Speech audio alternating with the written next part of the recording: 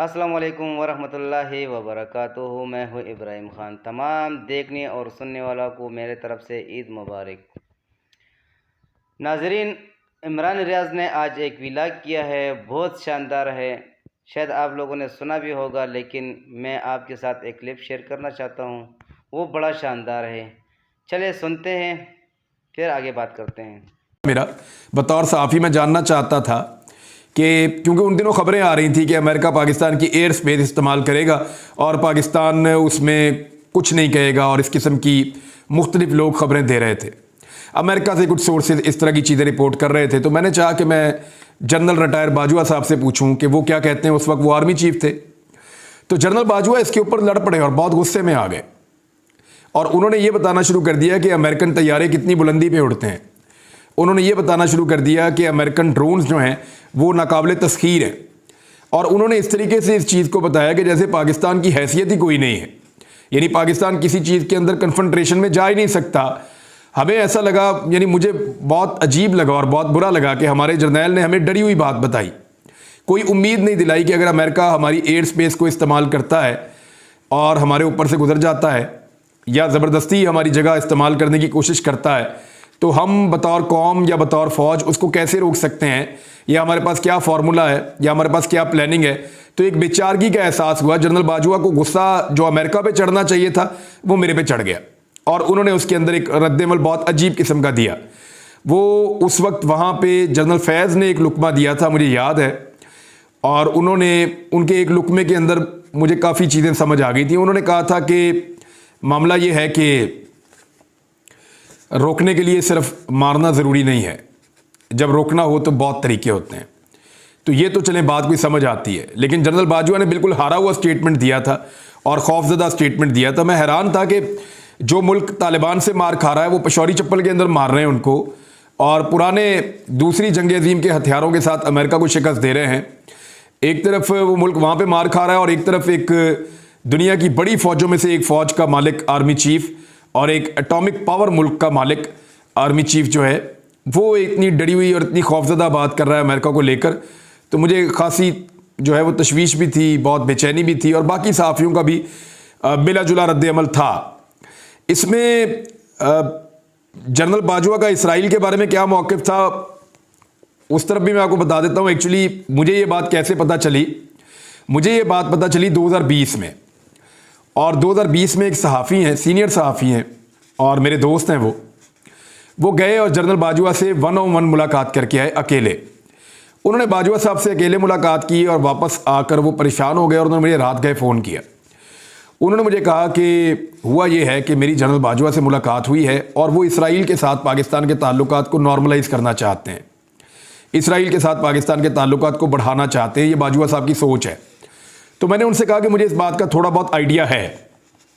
उन्होंने कहा आपको कैसे आइडिया है? तो मैंने उन्हें कहा कि इससे पहले 3 सहाफ़ी ऐसे हैं जो जनरल बाजवा से मिलकर आए, और जब भी वो जनरल बाजवा से जो सहाफ़ी मिलकर आया, उसने आने के बाद अगले 1 हफ्ते के अंदर कुछ ना कुछ ऐसा किया है जिसके बाद पता चलता है कि वो इसराइल की तरफ उसका टिल्ट बढ़ा है, या उसको ये कहा गया है या वो ये खुद से कह रहा है, लेकिन वो कन्विंस है इस बात के ऊपर कि इसराइल के साथ जो है वो ताल्लुकात पाकिस्तान के बेहतर होने चाहिए।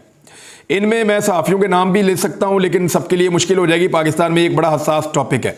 हमारे एक दोस्त ने इसराइली टीवी को इंटरव्यू भी दे दिया इसी जोशो जज्बे के साथ जब मुलाकात हुई मुबैना तौर पे, तो उसके बाद अच्छा इसमें कुछ और जो चीज़ें हुई वो ये हुई कि एक सहाफ़ी ने ट्वीट कर दिया, एक ने टीवी चैनल पर कह दिया, एक और दोस्त हैं उन्होंने इसके ऊपर वीलॉग में बात कर दी। तो ये मुख्तलिफ सहाफ़ी जो जनरल बाजवा से मिलकर आ रहे थे वो इसराइल के बारे में एक नरम गोशा अपने दिल के अंदर रख रहे थे। तो मुझे शक तो था इस बात के ऊपर, लेकिन जब वो सहाफ़ी मिलकर आए और उन्होंने मुझे कहा कि जनरल बाजवा इसराइल के साथ पाकिस्तान के ताल्लुकात बेहतर करना चाहते हैं या उनको नॉर्मलाइज़ करना चाहते हैं, तो मुझे ज़्यादा हैरत नहीं हुई। तो मैंने उनसे कहा, तो फिर उन्होंने कहा जी अब वो मेरे से एक्सपेक्ट कर रहे हैं, क्योंकि उन्होंने मुझे कन्विंस किया है बड़ी लंबी मुलाकात के बाद, वो मेरे से एक्सपेक्ट कर रहे हैं कि मैं ये बात अपने टॉक शो के अंदर या अपने प्रोग्राम के अंदर कहूँ, और ये बात पाकिस्तान के लोगों के बीच में डिबेट को हम शुरू करें। बाजवा साहब का तरीकाकार भी यही था। वो जब हमें ये कह रहे थे कि कश्मीर के मामले को छोड़ दें और भारत के साथ तजारत करें, मामलात को आगे बढ़ाएं, तो वो ये नहीं कह रहे थे कि ये फौरी तौर पे नाफजुल अमल है। हालांकि मैंने उनसे पूछा, मैंने कहा 70 साल को हमको ये चूरन बेचा है, कि जनाब हम कश्मीर को आज़ाद करवा के देंगे, ये फ़ौज इसलिए है, हम फतह कर लेंगे, और अब आप कह रहे हैं कि जी लड़ना ही नहीं है और कश्मीर को छोड़ दें और बाकी चीज़ों पे बात कर लें, कश्मीर बाद में देखेंगे। तो मैंने कहा लोग ये बात नहीं मानेंगे, लोगों को ये बात हजम नहीं होगी। हमने पूछा और भी लोगों ने पूछा ये सवाल, और ये बाजवा साहब के सामने एक दफ़ा नहीं आया, कई दफ़ा ये सवाल आया। अब इसी तरह जो मेरे दोस्त हैं उन्होंने कहा कि इसराइल के मामले पे बाजवा साहब ये सोचते हैं, और मुझे इस पे हैरत इसलिए नहीं हुई कि मैं बाकी जर्नलिस्ट जो मिलकर आए थे उन्होंने आकर जो कुछ किया था मुझे आइडिया था। तो उन्होंने कहा कि बाजवा साहब मेरे से एक्सपेक्ट कर रहे हैं कि मैं अब इसके लिए राय आमा को हमवार करूं और इसके ऊपर डिबेट करूं। तो कश्मीर के मामले में भी बाजवा साहब यही कहते थे कि डिबेट तो आप करवाएं ना, शुरू तो आप करें ना, इसको आप लेकर तो आए ना मार्केट के अंदर, लोग इसके ऊपर प्लस या नेगेटिव अपने रिमार्क्स तो दें ना, जरा थोड़ा सा खोलें तो सही डिबेट को आप। तो इसी तरह इसराइल के बारे में भी वो यही चाह रहे थे कि ये मामला खुले और लोग इसके ऊपर बहस करना शुरू करें, दोनों तरफ का पॉइंट ऑफ व्यू आए और फिर आहिस्ता आहिस्ता रास्ता बने इसराइल को तस्लीम करने के हवाले से। तो मैंने अपने उस सहाफ़ी दोस्त को बड़ी सख्ती से मना कर दिया, क्योंकि मेरे से उसने मशवरा मांगा था। तो मैंने कहा बिल्कुल आप ये मत कीजिएगा, बिल्कुल मत कीजिएगा, इसका आपको नुकसान हो जाएगा। नुकसान आपका ये हो जाएगा कि पाकिस्तान की अवाम के इसराइल को और फ़लस्तीन को लेकर मखसूस किस्म के जज्बात हैं, और मेरे अपने भी, मैंने कहा यही जज्बात हैं। आप जब कुछ ऐसा करेंगे तो मुझे भी दुख होगा, लोगों को भी दुख होगा। तो आप ऐसा ना करें, जब तक फ़लस्तीन का मसला हल नहीं होता, उनको इंसाफ नहीं मिलता, तब तक इसराइल के साथ ताल्लुकात नॉर्मलाइज करने की हमायत कोई बेवकूफ़ी होगा जो करेगा। कायदे-आज़म मोहम्मद अली जिन्ना का भी यही मौक़िफ़ था। तो इस तरीके से मैंने उनको मना किया। तो उन्होंने कहा जी मैं तो फंस गया हूँ फिर इसके अंदर, मैं तो वहाँ पे, मैंने कहा आप कमिटमेंट दे के आ गए होंगे वहाँ पे बाजवा साहब के सामने बैठ के, आपको लगा होगा सामने आर्मी चीफ बैठा हुआ है तो बंदा उसके जोम में आके या इस चक्कर में आके कि प्रेशर में आके बंदा मान लेता है बात। तो गालिबन ऐसे ही कुछ था। तो उस पर मैंने उनको फिर ये मशवरा दिया कि आपका कोई बड़ा इंटरव्यू आ रहा है। तो उन्होंने कहा जी मेरा एक इंटरव्यू आ रहा है प्राइम मिनिस्टर ऑफ पाकिस्तान के साथ।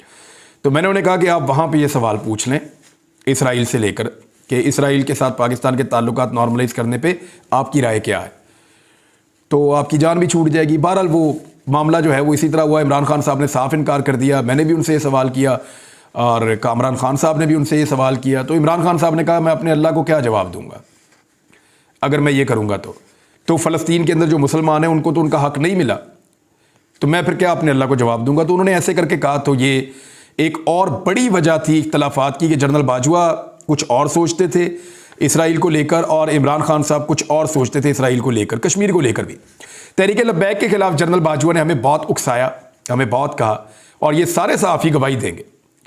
तहरीक लब्बैक जिसको इस्तेमाल किया जाता है एस्टेब्लिशमेंट की जानिब से और बार बार इस्तेमाल किया जाता है, तहरीक लब्बैक वाले ज़रा कान खोल के सुन लें कि जब जनरल बाजवा से और पूछ लें उन 2 दर्जन सहाफ़ियों से, सारे इसकी गवाही देंगे।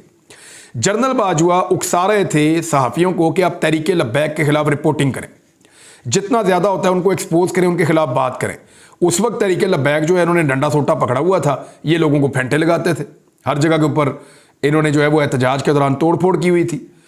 तो ये बात भी मैंने भी जनरल बाजवा साहब से कहा कि ये एक ऐसी चीज़ है बाजवा साहब, आप तो इसको झेल लेंगे, लेकिन जो आम लोग हैं पाकिस्तानी उनके लिए मुश्किलात बढ़ जाएंगी। मजहबी जुनूनियत मुल्क के अंदर नहीं होनी चाहिए, और इसका नुकसान ये है कि शहरों को एकदम आग लग जाएगी और आप कंट्रोल नहीं कर पाएंगे। अच्छा, ये सिर्फ तहरीक लब्बैक के बारे में नहीं कह रहे थे, हम ओवरऑल बात कर रहे थे, लेकिन जनरल बाजवा स्पेसिफिकली तहरीक लब्बैक के बारे में बात कर रहे थे और वो चाह रहे थे कि सहाफ़ी तहरीक लब्बैक के खिलाफ रिपोर्टिंग करें। वो उसको डिस्कस करवाना चाह रहे थे ताकि ये जो हवा है ये और ज़्यादा बड़ा हो जाए, और इसका इस्तेमाल जो है ऐसा लगता है कि शायद वो चाह रहे हो कि ज़्यादा कारामद इस्तेमाल हो जाए।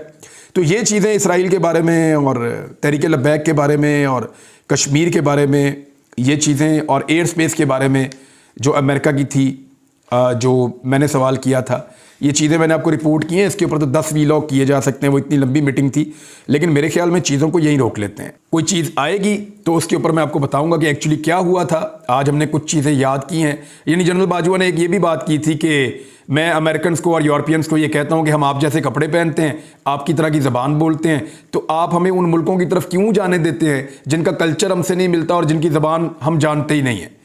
यानी ये अमेरिका और मगरबी ममालिक को जनरल बाजवा ये समझाते थे कि चाइना की तरफ, रशिया की तरफ, यहाँ पे आप हमें ना जाने दें, आप हमें अपने साथ जोड़कर रखें, हमारे साथ अच्छे ताल्लुकात बनाएं। जब आप हमें सर्द मोहरी से देखते हैं या हमारी बात नहीं मानते या हमें दूर करते हैं तो फिर हमें उस तरफ जाना पड़ता है। तो ये सबको गोलियां फिट करते थे जनरल बाजवा। वो अपने मुंह से खुद कह चुके हैं कि मैं सारों को गोलियां फिट करता था, सबको कोई ना कोई मैं आसरा देकर रखता था। लेकिन आप एक चीज़ पे गौर कीजिए, एक तरफ एस्टेब्लिशमेंट पाकिस्तान की भारत के साथ पींगे चढ़ा रही थी और दूसरी तरफ इमरान खान साहब के ऊपर अपने मीडिया और अपोजिशन के जरिए से ये इल्ज़ामात लगवाए जा रहे थे कि इसने कश्मीर का सौदा कर दिया। एक तरफ इसराइल पर बातचीत की जा रही थी, सहाफ़ियों को कन्विंस किया जा रहा था और एक राय दी जा रही थी। अरब ममालिक के बारे में भी जनरल बाजवा साहब ने एक बात की थी। उन्होंने कहा था कि ये जो अरब हैं ये अब इस्लामी भाईचारे की बात नहीं करते और ना इनके नज़दीक इस्लामी भाईचारा, इनकी नई नस्लों के नज़दीक इस्लामी भाईचारा नामी कोई चीज़ है। ये अब कारोबार करना चाहते हैं, बिजनेस करना चाहते हैं, ये देखे बगैर कि आपका ताल्लुक किस मज़हब से है, आप बरादर इस्लामी मुल्क हैं या नहीं हैं, इससे इनको कोई फ़र्क नहीं पड़ता। वो ये कहते हैं कि आपके पास प्रपोजल क्या है और मिलकर करना क्या है। लेकिन ये बड़ी हकीकत पसंदाना बात थी जो जनरल बाजवा ने की थी और इस्लामी ममालिक को लेकर पाकिस्तान को भी अब अपना मफाद देखना चाहिए, अपना फ़ायदा देखना चाहिए। इमरान खान साहब अगर इन बातों पे सरेंडर कर देते तो रिजीम चेंज ऑपरेशन ना होता। ये इस बात की गवाही है कि उन्होंने सरेंडर नहीं किया और इसकी वजह से रिजीम चेंज ऑपरेशन हो गया। अब आ जाए ईद के बाद मुज़ाकरात वाली खबरों के ऊपर। तो सबसे पहले पाकिस्तान पीपल्स पार्टी ने कहा है कि मुज़ाकरात पर पीपल्स पार्टी तो यकीन रखती है, लेकिन इत्तेहादी जमातों की राय मुख्तलिफ है, वो मुज़ाकरात नहीं करना चाह रहे। हालांकि 26 अप्रैल को तय किया गया था कि मुज़ाकरात किए जाएंगे पाकिस्तान तहरीक-ए-इंसाफ के साथ, लेकिन अब ऐसा दिखाई नहीं दे रहा। उसकी एक वजह है, क्योंकि 26 अप्रैल का पहले तो तय किया गया था कि मुज़ाकरात होंगे हुकूमत के और पाकिस्तान तहरीक-ए-इंसाफ के वफूद के, लेकिन अब 26 अप्रैल को हुकूमत ने अपने इत्तेहादियों का इजलास बुला लिया और उनके साथ मीटिंग्स कर रहे हैं। जबकि फजलुर रहमान साहब की जो पॉलिटिकल पार्टी है उस पार्टी ने भी मुशावरत शुरू कर दी है और 26 तारीख को ही उन्होंने अपना इजलास बुला लिया है जो आगे चंद दिन तक जारी रहेगा। तो इस तरह जितनी भी पॉलिटिकल पार्टीज़ हैं वो आपस में एंगेजमेंट कर रही हैं और चीज़ों को तातुल का शिकार करना चाहती हैं। सुप्रीम कोर्ट ऑफ पाकिस्तान को मुझे लगता है 27 तारीख को ये बताया जाएगा कि हमने प्रोसेस शुरू कर दिया है, हम इसकी डेडलाइन नहीं दे सकते कि कब तक हमारे मुज़ाकरात मुकम्मल होते हैं। अब इसके जवाब में जो है वो शाह महमूद कुरैशी साहब ने एक स्टेटमेंट दिया। उन्होंने कहा सियासी जमातों में गुफ्तगू आगे ना बढ़ी तो 14 मई को इलेक्शन का फैसला बरकरार रहेगा और 14 मई को पाकिस्तान में फिर इलेक्शन होंगे, खासतौर पे पंजाब में जो इलेक्शन होने जा रहे हैं। राणा सनाउल्लाह साहब का ये कहना है कि सुप्रीम कोर्ट के चंद घंटों में मुज़ाकरात और नतीजे के फैसले से कशीदगी बढ़ गई है। अब चंद घंटे तो नहीं है, अब आप देख लें कि 6 या 7 दिन का टाइम दिया है सुप्रीम कोर्ट ऑफ पाकिस्तान ने। जितनी छुट्टियाँ उनके अंदर आप मुज़ाकरात कर सकते हैं। रोज़ाना आप पॉलिटिकल स्टेटमेंट्स दे रहे हैं तो पॉलिटिकल मुज़ाकरात भी आप कर सकते हैं। पाकिस्तान की खातिर अगर आप 2 छुट्टियाँ अपनी कम भी कर दें तो कोई फ़र्क नहीं पड़ता और मुज़ाकरात के ज़रिए चंद दिनों में आप किसी नतीजे पर पहुँच सकते हैं। लेकिन आप नतीजे पर ना पहुँचना चाहें तो फिर आप 1 महीने तक नतीजे पे नहीं पहुँच सकते, 1 साल तक नतीजे पर नहीं पहुँच सकते। अब इसमें राणा सनाउल्लाह साहब कह रहे हैं कि अगर 14 मई को इलेक्शन हुए भी तो कोई तस्लीम नहीं करेगा। तो राणा साहब इलेक्शन तो पाकिस्तान में आज तक जो भी हारा है उसने तस्लीम नहीं किए। जब जब आप इलेक्शन हारे आपने तस्लीम नहीं किए, जब जब कोई और जमात इलेक्शन हारी उसने भी तस्लीम नहीं किए। तो ये कोई नई बात नहीं होगी पाकिस्तान में कि पॉलिटिकल पार्टीज इलेक्शन तस्लीम नहीं कर रही। 2018 में भी नहीं किए गए, 2013 में भी नहीं किए गए, 2008 में भी नहीं किए गए, 2002 में भी नहीं किए गए, 1997 में भी नहीं किए गए। उससे पहले जो इलेक्शन हुए वो भी तस्लीम नहीं किए गए। तो कोई फ़र्क नहीं पड़ेगा। यहाँ पे इमरान खान साहब ने एक बात कर दी है कि अगर हुकूमत ने सुप्रीम कोर्ट का फैसला नहीं माना, यानी इमरान खान साहब इस नतीजे पर पहुंच गए हैं कि मामला सुप्रीम कोर्ट के फैसले पर ही जाएगा। उन्हें इस बात का यकीन है कि मुज़ाकरात की कामयाबी होती हुई दिखाई नहीं दे रही। मुज़ाकरात इसलिए भी कामयाब नहीं हो सकते कि हुकूमती जमातें संजीदा नहीं हैं, वो इलेक्शन में जाना नहीं चाहते और मुज़ाकरात इलेक्शन की तरफ लेकर जाते हैं। वो ये चाहते हैं कि कम से कम अक्टूबर तक का उनको टाइम मिल जाए, लेकिन इमरान खान साहब चाहते हैं कि मई जून इसके अंदर इलेक्शन हो जाए। और जो बीच का रास्ता निकालने वाले लोग हैं या जो लोग ये चाहते हैं कि कोई रास्ता निकले, पाकिस्तान आगे बढ़े, उन सबका ये सोचना है कि जुलाई और अगस्त में पाकिस्तान में इंतखाबात करवा दिए जाएं और सारे के सारे इंतखाबात इकट्ठे करवा दिए जाएं। इमरान खान साहब को ये पता है कि हुकूमत बात नहीं मानेगी और उनको ये भी पता है कि उसके बाद इलेक्शन जो है वो सुप्रीम कोर्ट ऑफ पाकिस्तान के फैसले के मुताबिक होना चाहिए और होगा। तो उन्होंने अब एक ऐलान कर दिया। उन्होंने कहा हुकूमत ने सुप्रीम कोर्ट का फैसला नहीं माना तो मैं कौम को सड़कों पर निकालूंगा। यानी इमरान खान साहब ने एक और तहरीक का इंदिया दे दिया है और ये जो तहरीक है ये वकला की तहरीक भी होगी, याद रखिएगा। वकला की, सिविल सोसाइटी की, इनकी तहरीक भी होगी और ये एक तरह की अदलिया बहाली की तहरीक की तरह की तहरीक होगी, क्योंकि सुप्रीम कोर्ट ऑफ पाकिस्तान के फैसले पर अमल दरामद ना करके न सिर्फ तौहीन अदालत की जाएगी बल्कि पाकिस्तान के पूरे निज़ाम इंसाफ को चैलेंज कर दिया जाएगा सियासी माफियाज की जानिब से, सिर्फ अपनी सियासी शिकस्त से बचने के लिए। तो ऐसी सूरत हाल में एक तहरीक चलाना लाजिम हो जाएगी पाकिस्तान के वकला पे और पाकिस्तान की आवाम के ऊपर। तो एक तहरीक आप चलती हुई देखेंगे अगर सुप्रीम कोर्ट का फैसला ना माना गया और सियासी जमातें किसी नतीजे पर ना पहुंची तो। अब तक के लिए इतने, अपना ख्याल रखिएगा, अपने चैनल का भी। अल्लाह हाफ़िज़।